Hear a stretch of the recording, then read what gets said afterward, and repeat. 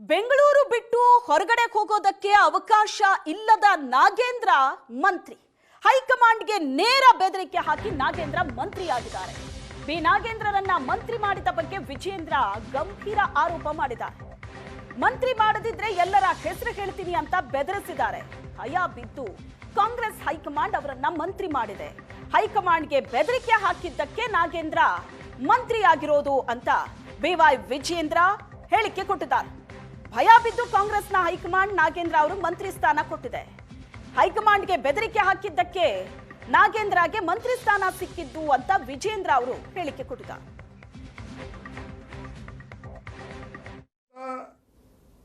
ಭ್ರಷ್ಟ ಕಾಂಗ್ರೆಸ್ ಸರ್ಕಾರದಿಂದ ರಾಜ್ಯದಲ್ಲೇನೋ ಅಭಿವೃದ್ಧಿ ಕೆಲಸ ಕಾರ್ಯಗಳು ಆಗ್ತದೆ ಅನ್ನುವ ನಿರೀಕ್ಷೆಯಲ್ಲಿ ನೀವು ಇರಬೇಡಿ. ಯಾವ ಆಧಾರದ ಮೇಲೆ ನಾಗೇಂದ್ರ ಅವ್ರನ್ನ ಮತ್ತೆ ಸಚಿವ ಸಂಪುಟಕ್ಕೆ ಸೇರಿಸ್ಕೊಂಡಿದ್ದಾರೆ ಮನೆ ಮುಖ್ಯಮಂತ್ರಿಗಳು? ಚಾರ್ಜ್ ಶೀಟ್ ಫೈಲ್ ಮಾಡಿದ್ದಾರೆ. ಬೇಲ್ ಕಂಡೀಷನ್ನು ಕೂಡ ರಿಲ್ಯಾಕ್ಸ್ ಆಗಿಲ್ಲ. ಮೊನ್ನೆ ದೆಹಲಿಗೆ ಹೋಗಬೇಕು ಅಂತ ಹೇಳಿದ್ರು ಕೂಡ ನ್ಯಾಯಾಲಯ ಅದಕ್ಕೆ ಅನುಮತಿಯನ್ನು ಕೊಟ್ಟಿಲ್ಲ. First of its kind. Cabinet ಮಿನಿಸ್ಟ್ರಿಗೆ ಇವತ್ತು ಬೆಂಗಳೂರು ಬಿಟ್ಟು ಹೊರ ಹೋಗೋದಕ್ಕೆ ಇವತ್ತು ಅನುಮತಿ ಇಲ್ಲ. ಅಂಥವ್ನು ಇವತ್ತು ಭ್ರಷ್ಟಾಚಾರದ ಆರೋಪ ಹೊತ್ಕೊಂಡಿರ್ತಕ್ಕಂಥ ವಾಲ್ಮೀಕಿ ಅಭಿವೃದ್ಧಿ ನಿಗಮದ ಹಗರಣದಲ್ಲಿ ಲೂಟಿ ಮಾಡಿರ್ತಕ್ಕಂಥವ್ರನ್ನ ಚಾರ್ಜ್ ಶೀಟ್ ಇದ್ರೂ ಕೂಡ ಮತ್ತೆ ಕ್ಯಾಬಿನೆಟ್ಗೆ ಸೇರಿಸ್ಕೊಂಡಿರುವಂಥದ್ದು.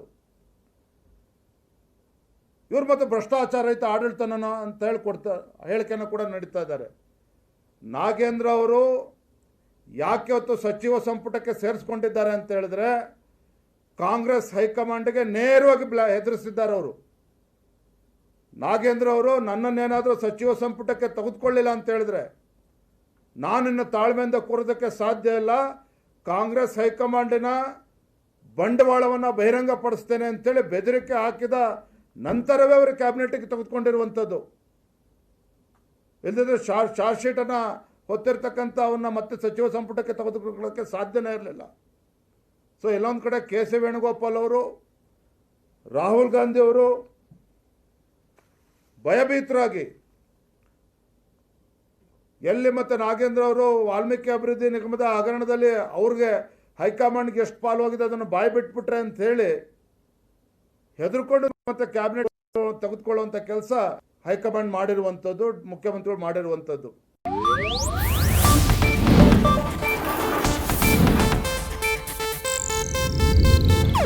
ಇದು ಏಷ್ಯಾನೆಟ್ ನ್ಯೂಸ್ ನೆಟ್ವರ್ಕ್ ಪ್ರಸ್ತುತಿ.